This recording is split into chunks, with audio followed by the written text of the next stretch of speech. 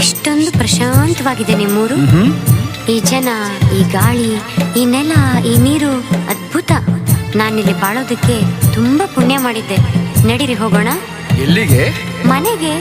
ಯಾರ ಮನೆಗೆ? ನಮ್ಮ ಮನೆಗೆ. ನನ್ನ ಮನೆ ಹಂಗಿನ ಅರಮನೆಯಲ್ಲ, ನನ್ನ ಮನೆ ಹಂಗಿನ ಅರಮನೆಯಲ್ಲ.